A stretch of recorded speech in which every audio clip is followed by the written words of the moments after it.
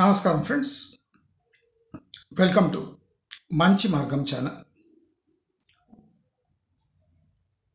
మనం real estate పై focus చేస్తున్నాము అంటే major chunk of persons life, his savings, his goals, his opportunities అన్నీ తాకట్టు పెట్టి ఒక సెక్టర్పై పబ్లిక్ ఫండ్స్ డైవర్ట్ అవుతున్నాయంటే అది ఆషామాషి విషయం కానే కాదు. కనుక మనం రియల్ ఎస్టేట్ గురించి మాట్లాడుతున్నామంటే ఒక స్టేటు, ఒక సిటీ యొక్క సిటిజన్స్ యొక్క major economic profile, life style profile, future investments, future savings and asset building capacity, asset యొక్క రియల్ వాల్యూ మెయింటైన్ చేయడం, దీనన్నిటి గురించి డిస్కస్ చేసినట్టే. రియల్ ఎస్టేట్ అంటే ఏదో మంత్లీ సేవింగ్ స్కీమ్ కాదు. Monthly EMI is not monthly saving scheme. నేను చెప్పేది ప్రతి ఒక్కటి రాసి పెట్టుకోండి. దాని అర్థం తెలుసుకుంటే మీకు ఫ్యూచర్లో మీ ఫ్యూచర్ సిటిజన్స్ కూడా లేదా మీ ఫ్యూచర్ జనరేషన్స్ కూడా practical meaning of saving and buying an asset and investment గురించి, ఈ మూడిటి గురించి డిఫరెన్స్ ఈజీగా తెలిసిపోతుంది. చాలామంది ఏం అభ్యపడుతున్నారంటే a monthly EMI is a saving instrument. దానికన్నా ఒక స్టెప్ ముందేసి monthly EMI is a progressing asset,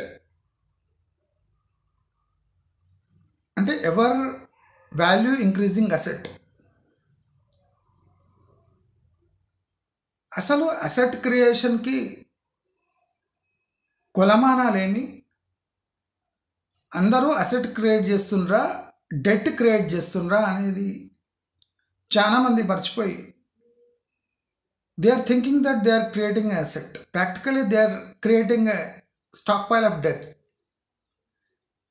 ఈ డెట్కు అసెట్కు డిఫరెన్స్ తెలియనప్పుడు చాలామంది ఈఎంఐని సేవింగ్స్ అనుకున్నప్పుడు ఆ సేవింగ్స్పై వడ్డీ కడుతున్నామని మర్చిపోయి ఆ అసెట్ వాల్యూ పెరుగుతుంది అని మభ్యపడి ఈఎంఐ కట్టినప్పుడు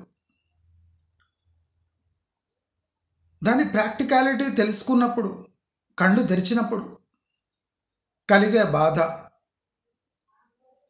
పోయిన సమయం, గడిచిన సమయం, కట్టిన వడ్డీ, తాము కూడబెట్టిన అసెట్, ఆస్తి బేరీజు వేసుకుంటే బాగా తప్పు చేసినాము అని తప్పకుండా అనిపిస్తుంది. అయితే ఇంత కాంప్లికేటెడ్ ఉన్న ఒక అసెట్ బయింగ్ ప్రాసెస్ని బ్యాంక్స్, బిల్డర్స్ అందరూ కలిసి దాన్ని ఒక ఆటగా మార్చేసారు, ఒక ఈగో ప్రాబ్లంగా మార్చేసారు, ఒక అసెట్గా మార్చేసారు. ఏ మస్ట్ బై ఒక క్యాపిటల్ గూడ్ లాగా మార్చేసారు, అంటే టీవీ ఫ్రిడ్జ్ లాగా మార్చేసారు. అయితే ఇంత దుర్మార్గం జరుగుతుంటే, అంటే ఒక అసెట్ని డీక్లాసిఫై చేసి దాన్ని విభిన్న రూపాల్లో ఉసిగొలిపి అట్రాక్ట్ చేసి మభ్యపెట్టి కొనిపిస్తుంటే అడ్డుకునేవాడు లేక ప్రశ్నించేవాడు లేక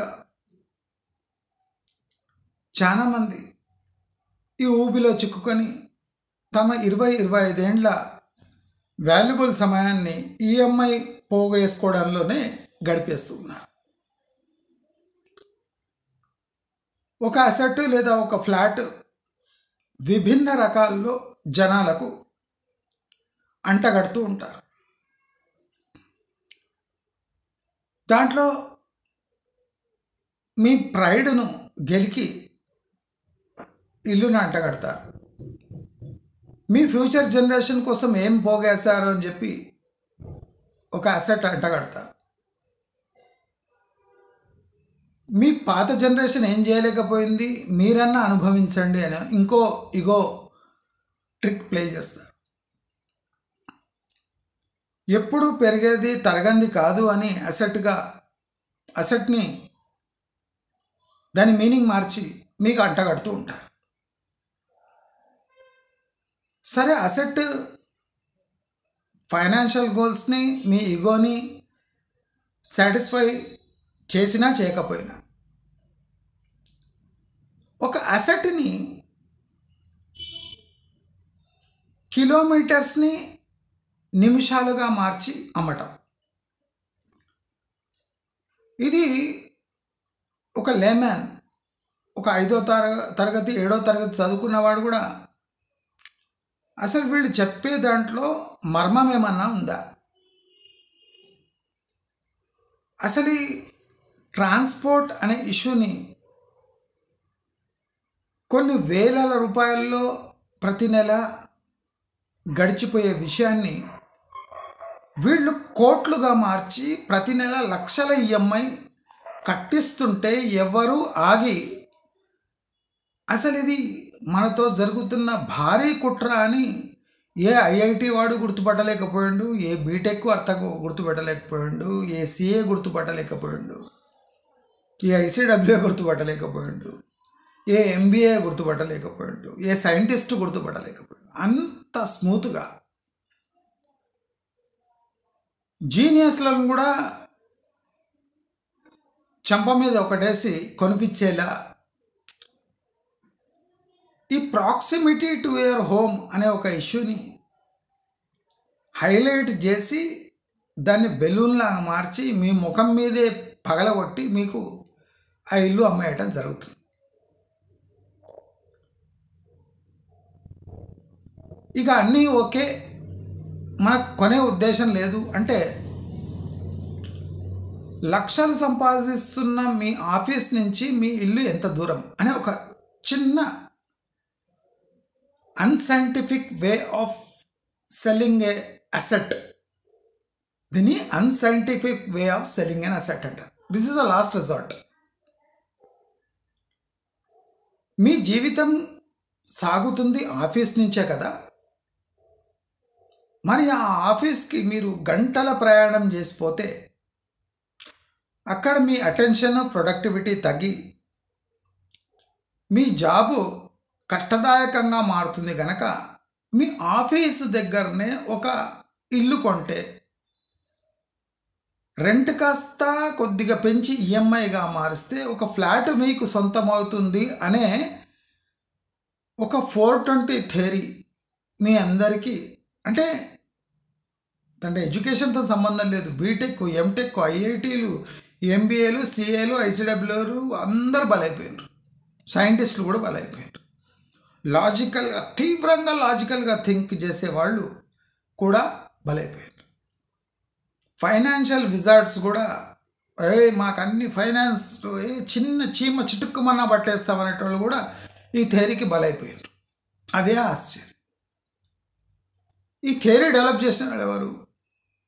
అసలే చదువు లేనివాళ్ళు, చదువు ఆమాత్రం తెలిసిన వాళ్ళు, చదువుకుందాము అని పోయి చదవలేని వాళ్ళు, అలా చదివి ఏ గతి లేక రియల్ ఎస్టేట్ బ్రోకింగ్ చేసేవాళ్ళు, బాగా డబ్బుండి ఏం చేయాలో అర్థం కాక రియల్ ఎస్టేట్లో ఇన్వెస్ట్ చేసిన వాళ్ళు. అంటే వీళ్ళు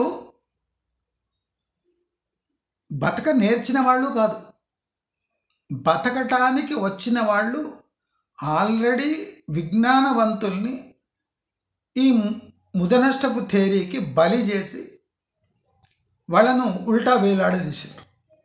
కానీ సొసైటీ స్పందిస్తలేదు, సోయలేదు. ఇదే దీని బ్యూటీ. మనం ఇవాళ అసలే రియల్ ఎస్టేట్ ఈ కిలోమీటర్స్ని మినిట్స్గా మార్చి ఈ రియల్ ఎస్టేట్ అమ్మే కర్మ హైదరాబాద్ లాంటి సిటీలో ఎందుకు దాపరిచింది?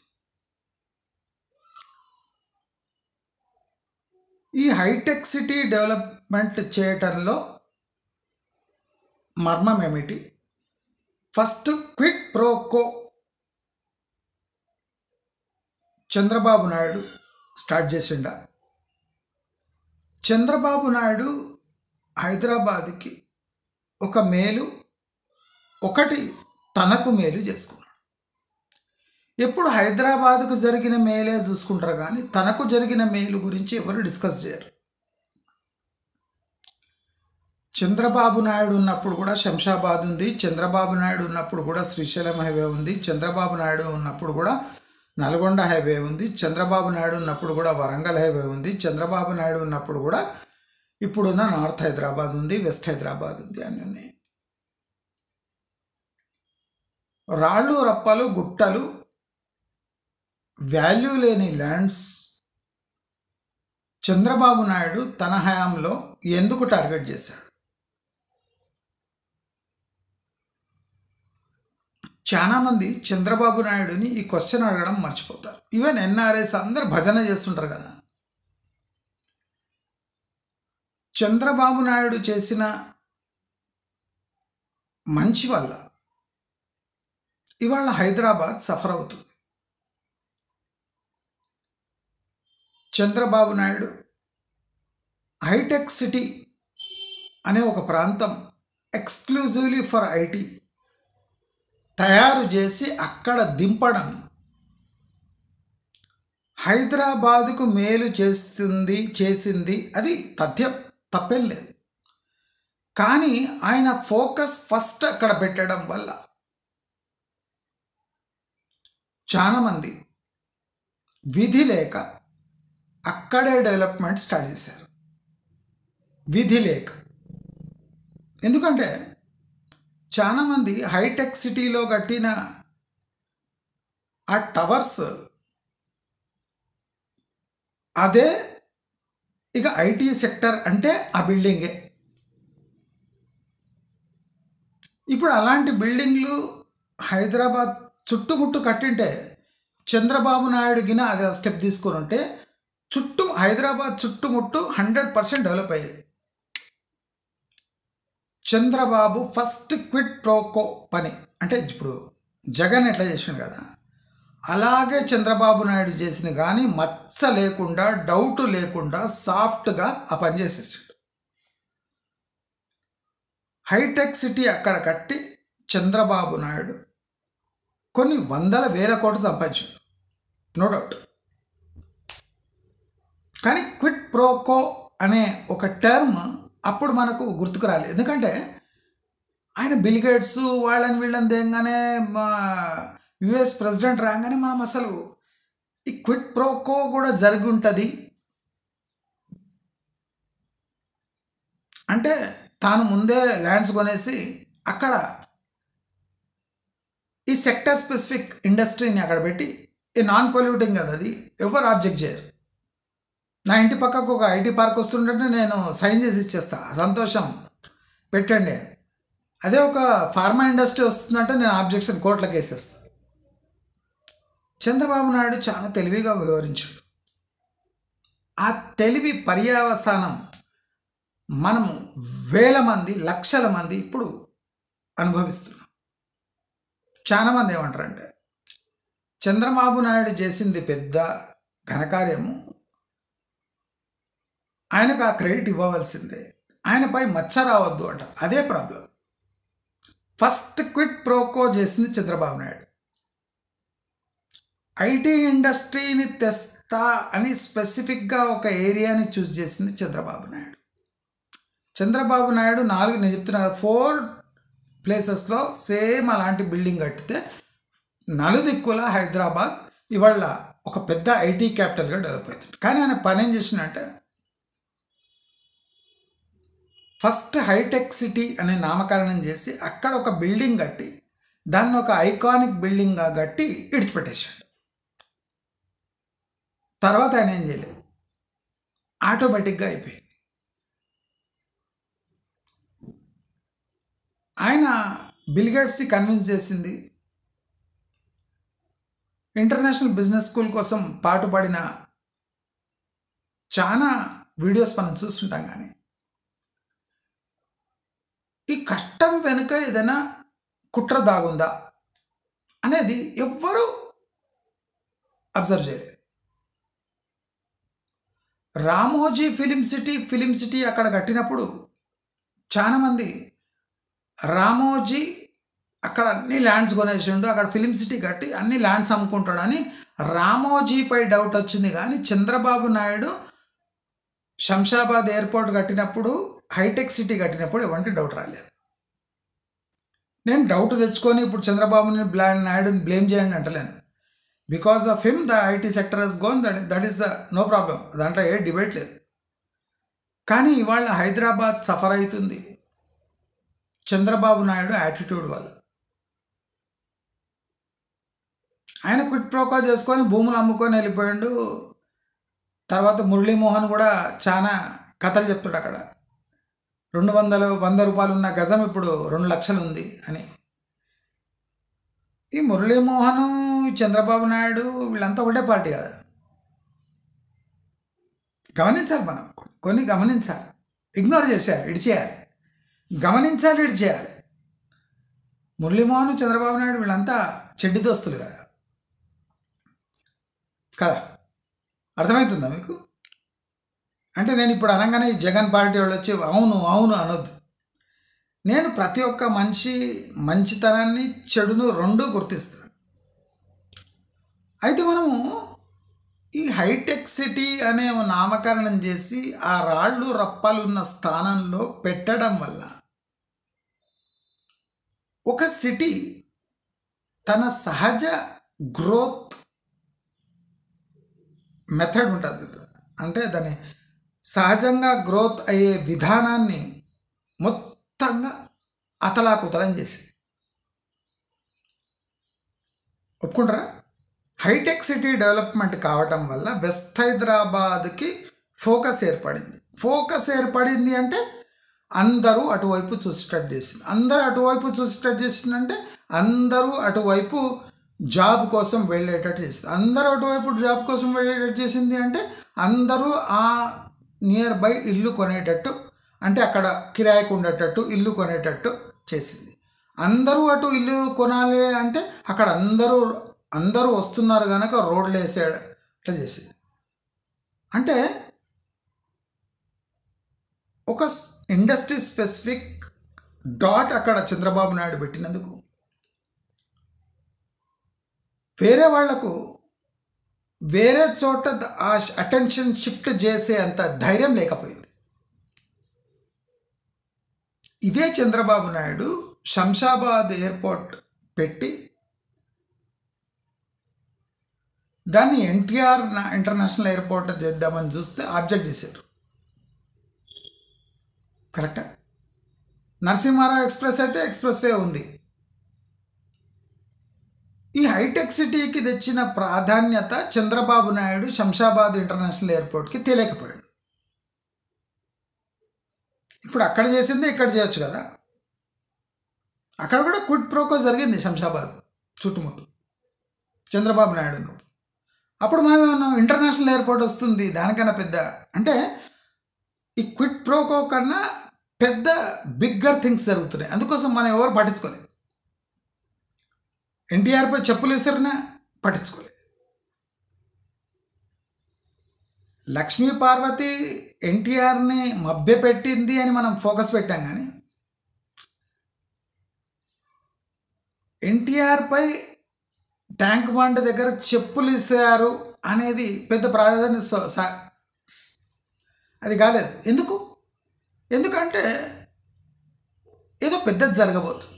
ఎన్టీఆర్కి చెప్పుతో కొట్టిన దానికన్నా ఎక్కువ మంచి జరగబోతుంది అని చంద్రబాబు నాయుడుకి అంత సపోర్ట్ ఉండే. అంటే ఎన్టీఆర్పై చెప్పు వేసే కన్నా ఘోరం అప్పుడు ఏం లేదు, కానీ అది చాలా ఈజీగా తీసుకొచ్చాను.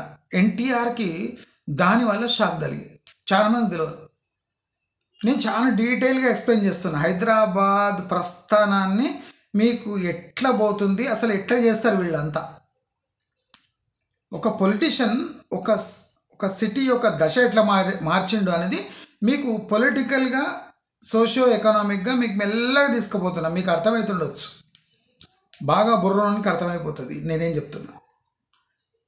ఎన్టీఆర్పై చెప్పు విసిరిన ఘటన ఆంధ్రప్రదేశ్లోనే అతి ముఖ్యమైన ఘటనను ఆంధ్ర వాళ్ళు, తెలంగాణ వాళ్ళు ఈజీగా తీసుకుంటారు. అది చంద్రబాబు నాయుడు చేసిన మోసం కన్నా ఎక్కువ దెబ్బ కొట్టింది ఎన్టీఆర్కి. నాపై చెప్పు విసురుతుంటే నేను ఏ ఆంధ్ర కోసం, ఏ తెలుగు వాళ్ళ జాతి కోసం కొట్లాడినా దాంట్లో ఎవ్వడు సహకరించలేదు, ఎవ్వడు స్పందించలేదు అనే దెబ్బకు ఆయన ఆరోగ్యం క్షీణించి చనిపోయాడు. అంతేగాని చంద్రబాబు నాయుడు చెప్పు విసురుతాడంటే ఆశ్చర్యం ఏం లేదు ఆయనకు. మేబీ ఆయనకు ముందే తెలుసు ఈ పని కూడా చేపిస్తాడు చంద్రబాబు నాయుడు. అంటే ఎంత క్రూరమైనవి కూడా మనకు అనుకూలంగా ఏదైనా జరుగుతుందంటే అది ఇగ్నోర్ అయిపోతుంది. కరెక్టా కదా? నేను అంటే ఎన్టీఆర్ అభిమానిని కాదు, చంద్రబాబు నాయుడు అభిమాని అసలే కాదు, కాంగ్రెస్ అభిమాని అస్సలే కాదు. ఎన్టీఆర్పై చెప్పు విసరడం ఏ పార్టీ వాడికైనా కోపం తెప్పించుంటుంది. కాంగ్రెస్ వాళ్ళకు కూడా తెప్పించుంటుంది, లోపల బయట చెప్పేవాడు. ఎన్టీఆర్పై చెప్పు విసరడం ఏంది కదా, అందరు లైట్ తీసుకున్నాం. ఎందుకు? లక్ష్మీ పార్వతితో ముడిపెట్టిన ఎన్టీఆర్ని చూపించి చెప్పు విసిరినా తప్పు లేదు అని ప్రూవ్ చేసేసారు. హైదరాబాద్ కూడా అలాగే డెవలప్ అయింది. లాస్ట్ గవర్నమెంట్ హయాంలో 9 ఏళ్లలో విపరీతమైన అక్రమాలు జరిగిన, అడ్వాన్స్డ్ ల్యాండ్ పూలింగ్ చేసి అక్కడ సెక్టర్ స్పెసిఫిక్ అనౌన్స్మెంట్ చేసిన ఎవడికి మళ్ళీ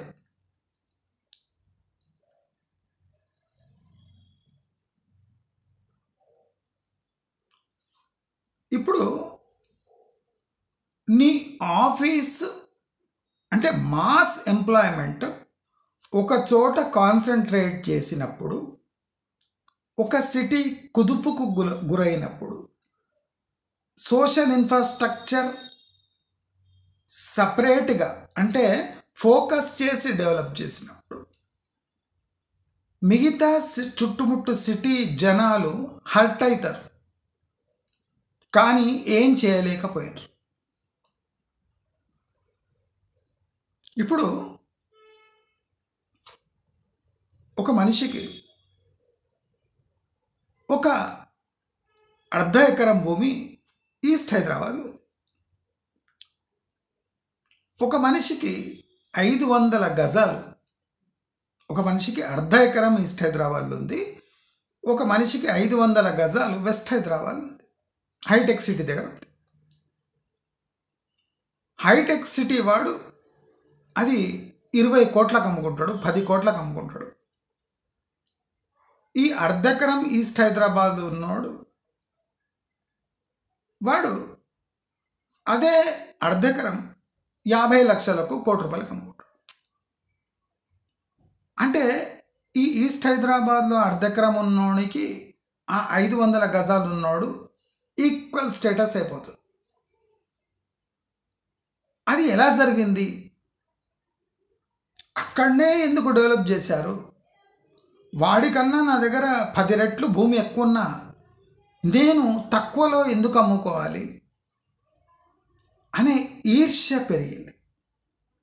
చాలామంది దీనికి బలై ఇక్కడ అమ్ముకొని అక్కడ కొన్నోళ్ళు ఉన్నారు. కొనంగానే కొద్దిగా పెరిగింది, అమ్మేసుకున్నారు, బాగా లాభపడ్డారు. కానీ లాస్ట్ 9 ఇయర్స్లో ఈ గేమ్లో ఎంటర్ అయిన వాళ్ళు ప్రతి ఒక్కడు నష్టాల్లో ఉన్నాడు. వేరే చోట అమ్మి వెస్ట్ హైదరాబాద్లో కొని అక్కడ డెవలప్ చేసి అమ్మడం అనే ఒక ఒక సడన్గా వచ్చిన టెక్టానిక్ షిఫ్ట్లో యాటిట్యూడ్లో చాలామంది అసలు ఏ ప్రాక్టికల్గా అక్కడ ఏముంది అని చూడకుండా ఇన్వెస్ట్ చేసేసి ఇరుక్కుపోయారు.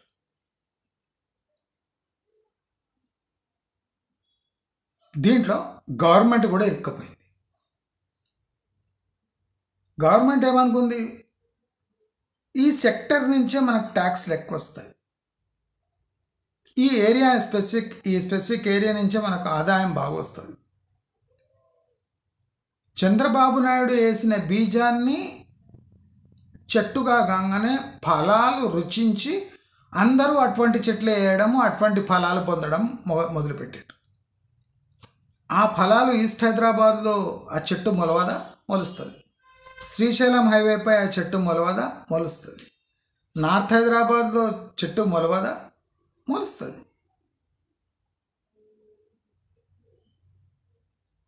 చెట్టు వేరే దేశంలో లేదు కదా. హైదరాబాద్లో ఏ మూలనైనా ఆ చెట్టు నాటవచ్చా? నాటచ్చు. ఫలాలు పొందొచ్చు. అందరికీ ఈక్వల్గా అసెట్ వచ్చేటట్టు చేసుకోవచ్చు. ఎందుకు చేయలేదు? Quid pro quo. ముందే ల్యాండ్స్ కొని అక్కడ అనౌన్స్మెంట్ చేసి దాని ద్వారా లబ్ధి పొందటం. ఇది చంద్రబాబు నాయుడు నుంచి కట్ కాపీ పేస్ట్ చేసి కేసీఆర్ అలవాట్లోకి తెచ్చుకున్నాడు, ఇంప్లిమెంట్ చేసాడు. 1000 కోట్లు 1,00,000 కోట్లు సంపాదించాడు. ఇక్కడ కూడా ల్యాండ్ వాల్యూస్ పెరుగుతున్నాయి. డ్రోన్ విజువల్స్ని చూస్తే సిటీ న్యూయార్క్ లాగా ఉంది. అంటే న్యూయార్క్ లాగా తయారు చేస్తుండు కేసీఆర్ అనుకొని అందరు నోరు మూసుకున్నారు. ఇక్కడ కుటి ప్రోకో జరిగింది. ఆ లైట్ ఫ్లాష్ డ్రోన్ విజువల్స్ అవన్నీ చూసి పెద్ద పెద్ద బిల్డింగ్ చూడంగానే అరే మనం మిస్ అయినాం కానీ ఏదో మంచి చేస్తున్నాడు. ఫ్లైఓవర్లు అక్కడనే, సైక్లింగ్ ట్రాక్లు అక్కడనే, ఏదో చెరువు మీద బ్రిడ్జ్ కట్టిండు కదా అవి అక్కడనే, ప్రతిదీ అక్కడనే. హైదరాబాద్ సిటీ చూపించండి అంటే పోవడం హైటెక్ సిటీ, ఫైనాన్షియల్ డిస్ట్రిక్ట్స్, గచ్చిబౌలి, కోకాపేట, ఇవే. బ్యాంగిల్స్ అవి కొనుక్కుందామంటే చార్మినార్. అంటే హైదరాబాద్ అంటే ఇదే. మిగతా హైదరాబాద్ చచ్చిపోయింది.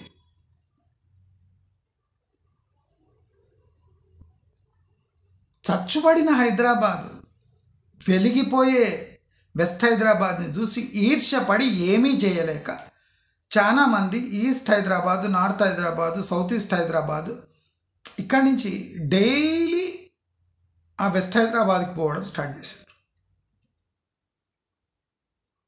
గతి లేక విధి లేక, పొలిటీషియన్స్ కాళ్ళు పట్టుకోలేక,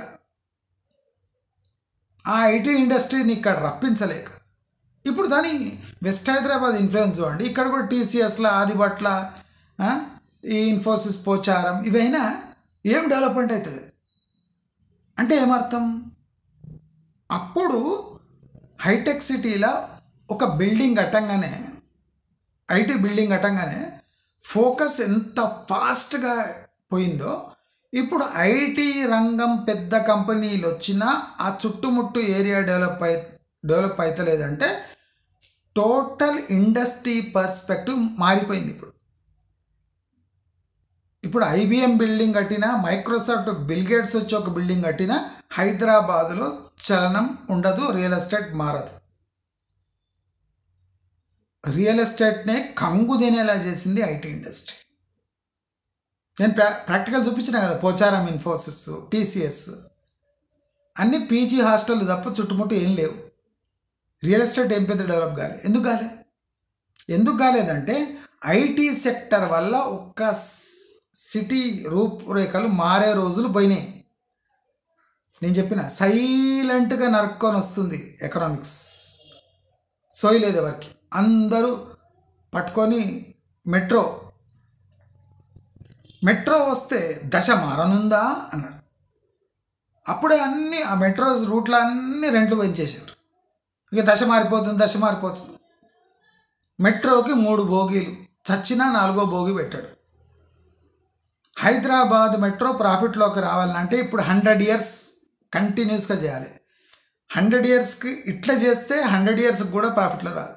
అది కాకుండా కొత్త రూట్స్ వేస్తే ప్రతి రూట్లపై వందల వేల కోట్ల నష్టం తప్ప హైదరాబాద్కి రూపాయి లాభం లేదు. టీఎస్ఆర్టీసీ ఇంత మంచి సేవలు అందిస్తుంటే దానికి ఈ మెట్రోలో ఓన్లీ 5% డబ్బు టీఎస్ఆర్టీసీకి ఇచ్చిన దీనికన్నా బెటర్ సర్వీస్ ఇస్తుండే. రోడ్లు వేయకుండా టీఎస్ఆర్టీసీని చోక్ చేసి దాన్ని సగం చచ్చేటట్టు చేసి మెట్రోపై వేల కోట్ల లక్ష కోట్లు గుమ్మరిచ్చి అది వాళ్ళ 3 బోగీలతో ప్రజలనంతా సతాయించుకుంటా తిరుగుతున్నా ఇంకా దాని భజన మానటం లేదు. 3 ఎందుకు పెడతావు? 10 బోగులు పెట్టు. 10 బోగులు పెడితే లాభం రాదు. 3 బోగులు పెడితే నిండిపోతారు. కానీ కాస్ట్ ఆఫ్ రన్నింగ్ చాలా తక్కువ అవుతుంది. 100 ఏండ్ల వరకు మెట్రోకి లాభం కనిపించదు. ఇలాగే రన్ అయితే మెట్రో మ్యూజియం అవుతుందని నేను ఫస్ట్ వీడియోలో చెప్పిన 7 ఏళ్ల క్రితం. మెట్రో మ్యూజియంగా ఎట్లా మారుతుంది? అప్పుడు అందరూ మెట్రో అంటే నీకు తెలుసా? మెట్రో అంటే ఏం తెలుసా నీకు? అర్ధగంటలో వెళ్ళిపోతాం హైటెక్ సిటీ, తెలుసా నీకు? ఏమి తెలియదు, పాటు చేయదు. తీసుకొని 60 రూపీస్ 70 రూపీస్ తీసుకొని అర్ధగంటలు వెళ్ళిపోతాం. నేనేమంటా అంటే ఈస్ట్ హైదరాబాద్ నుంచి అర్ధగంట ప్రయాణం చేసి 60 రూపాయలు పెట్టుకొని వెస్ట్ హైదరాబాద్కి ఎందుకు పోవాలి? అన్నీ అక్కడనే ఉన్నాయి. ఎవడు పెట్టిండు అక్కడ? అన్నీ డెవలప్ అయినాయి పోయి. డెవలప్ అట్లా కావు. ఇప్పుడు పోచారం పెట్టిండ్రు, అక్కడ కూడా ఒక మెట్రో ఏరాదు పోచారానికి. ఇన్ఫోసిస్ పోచారం అని లోపల ఉంది, 2 కిలోమీటర్లు. అక్కడ ఒక మెట్రో అయ్యి. టీసీఎస్ ఆదిపట్ల ఉంది, అక్కడ ఒక మెట్రో వేసి. ఏ రాదు. ఎక్కడ డెవలప్ అవుతుంటే అక్కడ వేస్తావు కదా మెట్రో. ఇప్పుడు 4th సిటీ అక్కడ వస్తుంది, అక్కడ ఒక మెట్రో వేస్తున్నారు. పందులు, కుక్కలు, ఆవులు కూడా తిరుగుతలేవు భయపడి అక్కడ రాత్రిపూట. ఇప్పుడు రాత్రి సంచారం చేసే పందులు, కుక్కలు కూడా భయపడుతున్నాయి. మానవ రహిత ఏరియాలో కూడా మెట్రో వేస్తా. మెట్రోలు ఎవడు ఎక్కాలి? పందులు, కుక్కలు ఎక్కాలనా? 4th సిటీకి వేస్తే వేల కోట్లు పెట్టి జనసంచారం లేని చోట డిపిఆర్ ఇచ్చి వేస్తావా? అంటే అందరికీ అదో క్యాష్ కోలాగా ఎవడు మెట్రో వేస్తాడు, పర్ పిల్లర్కి ఇంత వస్తుంది కమిషన్ వాళ్ళకి. ఇక్కడ హైదరాబాద్లో ఎవరు ప్రాబ్లమ్స్ సాల్వ్ చేయడానికి లేదు. ఎవరు కమిషన్ వాళ్ళదిని ఈ హైదరాబాద్ ప్రజలపై అప్పుల భారం మోపి తమ పదవీ కాలం కంప్లీట్ చేసుకొని దిగిపోవాలి. కేటీఆర్, చంద్రబాబు నాయుడు చేసిన తప్పిదం వల్ల హైదరాబాద్ రియల్ ఎస్టేట్ మొత్తం ఒకచోట ఫోకస్ అయింది. ఈ బీఆర్ఎస్ హయాంలో ఒక భూమాఫియానే తయారై యావత్ తెలంగాణను కబళించి ఆర్టిఫిషియల్ భూమి క్రియేట్ చేసి చాలా ల్యాండ్స్ కబ్జా గురై డెవలప్మెంట్ పేరుతో డ్రోన్ విజువల్స్ తీసి యావత్ హైదరాబాద్ని కన్ఫ్యూజ్ చేసి నేటివ్ పీపుల్కి ల్యాండ్ లేకుండా, ఇల్లు లేకుండా చేసి ఏదో జరుగుతుంది మనకు మంచిది, ఏదో జరుగుతుంది అని పిచ్చి విజువల్స్ చూపించి ఆ సన్నాసులు ఇప్పుడు కూడా ప్రెస్ కాన్ఫరెన్స్ పెట్టి మాట్లాడుతుంటే ఎవ్వరికి అడిగే దమ్ము లేదు.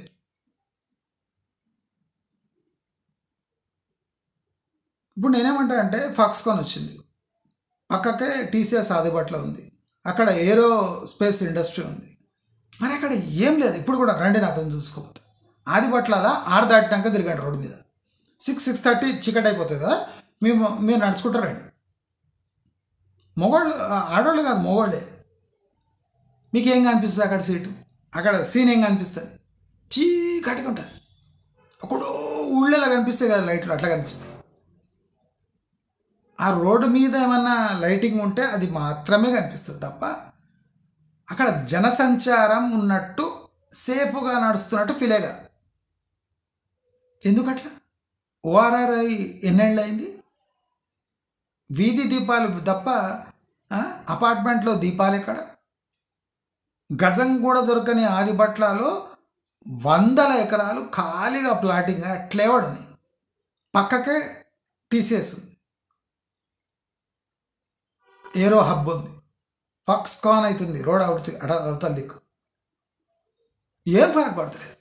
ఇప్పుడు 300 feet రేడియల్ రోడ్ వేసినా ఏం ఫరక్ పడదు. ఫ్యూచర్ సిటీ చూస్తూ ఉండండి.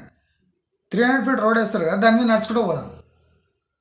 ఎప్పుడు 6:37కి సేఫ్ అనిపిస్తుందా? అంటే ధైర్యంగా నడవచ్చు, నేను కూడా నడుస్తా, ప్రాబ్లం లేదు, అడవులో కూడా నడుస్తా. సేఫ్ అనిపిస్తుందా? అనిపించదు. మగవానికే సేఫ్ అనిపించినప్పుడు ఆడవాళ్ళకు ఏం భద్రత ఉంటుందని అక్కడ పోయి ఉండాలి. అంటే ఇప్పుడు ఐటీ డెవలప్ చేసిన ఇక్కడ ఏఐ సిటీ డెవలప్ చేస్తా అంటున్నాడు 200 acres, అట్రా ఫ్లాప్ అవుతుంది. నా శాపం కాదు, రియాలిటీ. సైంటిఫిక్గా ఆలోచించండి. ఐటీ సెక్టరే ఏం బీకలేకపోతుంది ఆదిబట్ల. ఇక ఫ్యూచర్ సిటీని ఏఐ హబ్ ఏం మారుస్తుంది? ఏఐ అంటే చాలా దూరం, ఇంకా ఒక 20 ఏళ్ళు ముందర ఇంకా కథ. ఆ ఏఐని ఎంతమంది అడాప్ట్ చేసుకుంటారో ఎంతమంది రిజెక్ట్ చేస్తారో తెలియదు. ఏఐ మంచిదే, దాని రూటే separate. AI is not equal to IT. ఈ సూక్ష్మం మన ఐటీ మినిస్టర్ కూడా శ్రీధర్ బాబుకి అర్థమవుతలేదు. అర్థమైనా ఏం చేయడు, మనకు పైసలు వస్తున్నాయి సరే కానీ అంటాడు. అంటే ఈ రోడ్డు కనెక్టివిటీ పనిచేస్తలేదు. ఈ మెట్రో రైలు విస్తరణ మన కోసం కాదు. రోడ్డు కనెక్టివిటీ పనిచేస్తలేదు. మెట్రో కనెక్టివిటీ మన కోసం కాదు. ఫ్లైఓవర్లు కట్టి దానిపై పోయి అంటే పైనెక్కి కింది దిగితే అసలు ఏమవుతుంది, ఎవరికి ఏం ఫరక్ పడుతుంది, ఏం అర్థమవుతలేదు. సిగ్నల్ పడతలేవు. ఇప్పుడు హైదరాబాద్ ఎట్లయిందంటే సిగ్నల్ పడకుండా ఫ్లైఓవర్లు, తొందరగా పోవాలని మెట్రో, కనెక్టివిటీ బాగుండాలని ఓఆర్ఆర్, ఇవన్నీ చేస్తే జాబ్స్ లేవు. ఇప్పుడు తొందరగా పోయి ఏం చేయాలి అక్కడ? ఇప్పుడు ఆఫీస్కి పోతావు, తొందరగా పోతున్నావు, అక్కడ పోతే జాబ్ నుంచి నిన్ను తీసేయబడుతున్నారు అన్న పింక్ స్లిప్ ఇస్తారు. ఓరు నీ అమ్మ, ఇన్ని ఫ్లైఓవర్లు, ఇన్ని మెట్రోలు, ఇన్ని ఓఆర్ఆర్లు, ఇన్ని కనెక్టివిటీలు, నాకు జాబ్ దొరికిందని నేను హైటెక్ సిటీలో అక్కడిక్కడ ఫైనాన్షియల్ డిస్ట్రిక్ట్లో ఒక ఫ్లాట్ కొంటే 2 కోట్లు పెట్టి సడన్గా పింక్ స్లిప్ ఇస్తే ఈ ఫ్లైఓవర్లు ఏం చేసుకోవడానికి, మెట్రో ఏం చేసుకోవడానికి, ఓఆర్ఆర్ ఏం చేసుకోవడానికి, ఈ అండర్ పాస్లు ఏం చేసుకోవడానికి, ఈ డ్రోన్ విజువల్స్ ఏం చేసుకోవడానికి? పాప మొన్ననే నీలోఫర్ 1000 కోట్లు మస్తు సంపాదిస్తున్నారు జనాలని నీలోఫర్ అని టీ పాయింట్ తీసి 150 రూపాయలు టీ అని పెట్టాడు. ఆయనకు కూడా కొన్ని రోజులు అయితే అర్థమవుతుంది. ఇవన్నీ చేసి ఇంత కాస్ట్లీ ఇంత పెద్ద నీలోఫర్ కెఫే కడితే 150 టీ తాగడానికి సస్తులు పడపాలి. నీ అమ్మ ఎందుకు పెట్టాను నేను, మొత్తం మోసం జరిగింది నాతోనని ఆ బాబురావు గుర్తుపడతాడు కొన్ని రోజులు అయితే. చూడండి ఇదే మాట అంటాడు బాబురావు కొన్ని రోజులు. ఇప్పుడు చూడండి 150 నుంచి 75 రూపీస్ చేస్తాడో 80 రూపీస్ చేస్తాడు టీ, గ్యారంటీ చేస్తాడు. ఎందుకంటే ఎకనామిక్ ఇండికేటర్స్ అట్లా లేవు. బాబురావు కూడా తెలియదు నీలోఫర్ అని. ఇప్పుడు నడుస్తుంది. నేను అదే చెప్పిన 2-3 years వరకు నీలోఫర్ కెఫేకి డోకా లేదు. 3rd year తర్వాత నీలోఫర్కి 10 కాంపిటేటర్స్ వస్తారు, మొత్తం బిజినెస్ సర్వనాశనం అవుతుంది. నేను నీలోఫర్ అని ఒకటి వేసిన వీడియో, దాంట్లో చూడండి. నీలోఫర్కి 3 years వరకు డోకా లేదు. 3 years తర్వాత బాబురావుకి అర్థమైపోతుంది, అర్రే ఈ హైటెక్ సిటీ నా చెవులోనే పువ్వు పెట్టింది. ఇన్నేళ్ళు అందరి చెవులో పువ్వు పెట్టి నేను మంచి టీ బాగా రేట్లు అమ్ముకున్నా. దాంతో నీలోఫర్ నాకు బ్రెయిన్లో ఎట్లా వచ్చింది. డ్రోన్ విజువల్ చూసి నీలోఫర్ కట్టేసిన బాగుంది, 150 పెట్టేసిన టీ ప్రైస్. కానీ సడన్గా ఇక్కడంతా గరీబోళ్ళు ఎట్లా జమ అయినరు, మస్తు పైసలు ఉన్నాయని ఇక్కడ పెడితే ఒక్కడు 150 రూపాయలు టీ తాగడానికి వస్తలేడు. 30 చేయమంటాడు, 40 చేయమంటాడు, 20 చేయమంటాడు. ఎక్కువ తక్కువ మాట్లాడితే నీ కెఫే ముందరే ఒక సైకిలోడు 10 రూపాయలకు అమ్ముతున్నాడు, నీవు 30 రూపాయలకి ఎందుకు అమ్ముతున్నావు అంటాడు. బ్లూసీల నీకైనా బాగా టేస్ట్ ఉంటుంది అంటాడు. అరే ఇదంతా ఎందుకు జరుగుతుంది నాతోని అని బాబురావు 2-3 years కూడా చేస్తాడు. చూడండి స్టేట్మెంట్ ఇది. అంటే బాబురావుకే బాబులు ఉన్నారు ఇక్కడ. బాబురావు నీలోఫర్ కెఫే అని బాగా తెలివిగా పెంచిండు. హైజీన్ అని అది అని అని అని బద్మాస్కా అని 70 రూపాయలకు అమ్మిండు, చాయ్ 70 రూపాయలకు అమ్మిండు, అన్నీ మస్తు చెవుల పువ్వు పెట్టిండు. ఆయనకే చెవుల పువ్వు పడుతుందని ఆయన ఊహించలేదు. ఇప్పుడు నీలోఫర్ కెఫే పెట్టంగానే అందరూ డ్రోన్ విజువల్స్ అందరూ పోయినారు. నేను తప్ప నా ఆత్మ కూడా వెళ్ళిపోయింది. నీలోఫర్ కెఫే చుట్టూ తిరుగుతుంది. అరే ఇక్కడ ఏమో జరగబోతుంది, వీడు 150 రూపాయల టీ అమ్మబోతున్నాడు. నా ఆత్మ కూడా వెళ్ళిపోయింది అక్కడ. అరే వద్దురా ఆత్మ ఆగు, ఆ నీలోఫర్ బాబురావుకి 3 ఏళ్లలో తెలిసిపోతా అంటే ఇల్లే. బాబురావు కూడా ఇదే అనుకున్నాడు. అన్ని ఫ్లైఓవర్లు అక్కడనే, అన్ని సైక్లింగ్ ట్రాక్లు అక్కడనే, అదేది ఒక లేక్ మీద ఒక బ్రిడ్జ్, ఐకానిక్ బ్రిడ్జ్ అక్కడనే, అన్నీ అక్కడనే. మరి నేనెందుకు అక్కడ ఉండదని పోయాడు. 3 ఏళ్ళు ఉంటాడు. 3 ఏళ్ల తర్వాత నీలోఫర్ కెఫే గతి ఏమవుతుంది మీరు చూడండి. నువ్వు ఉన్నావు కదా, మేము వస్తామంటారు. 10 మంది జమ అవుతారు ఆడ. అయిపోయి నీలోఫర్ పని అయిపోయింది. చిని అమ్మ నేను ఇంత తెలివి ఉపయోగించి లాస్ట్కు వెస్ట్ హైదరాబాద్ నన్ను షాక్ ఇచ్చింది అని బాబురావు అంటాడు.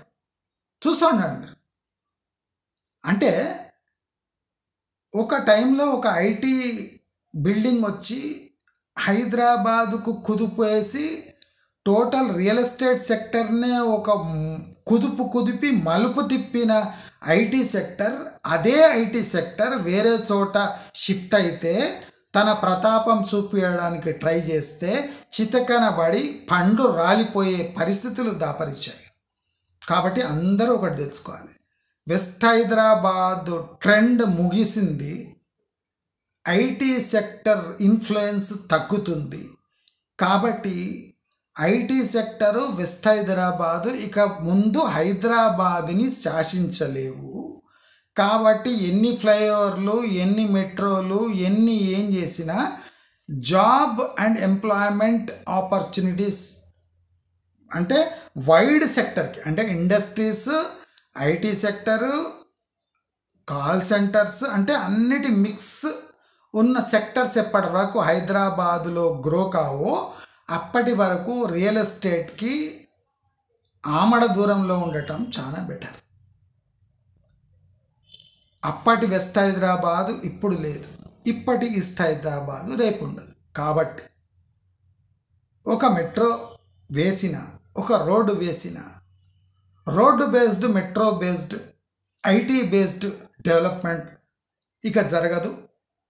వేసిన టెంపరీ ట్రెండ్గా ఉండిపోతుంది, కానీ పర్మనెంట్గా హైదరాబాదులో ఎలాంటి పురోగతి కనిపించడు అని చెప్పుకుంటూ రేపు కొన్నేళ్లలో మీరు ఇది కండ్లారా చూడవచ్చు. మంచి మార్గం ఛానల్ చాలా సైంటిఫిక్గా ఆలోచించి ప్రతి ఒక్క విషయాన్ని విశ్లేషిస్తుంది కనుక దీన్ని కూడా ఒక ప్రామాణికంగా భావించి మీ ఫ్యూచర్ ఇన్వెస్ట్మెంట్స్ చేయాలో లేదో మీరే డిసైడ్ చేసుకుంటారు అని కోరుకుంటూ నమస్కారం.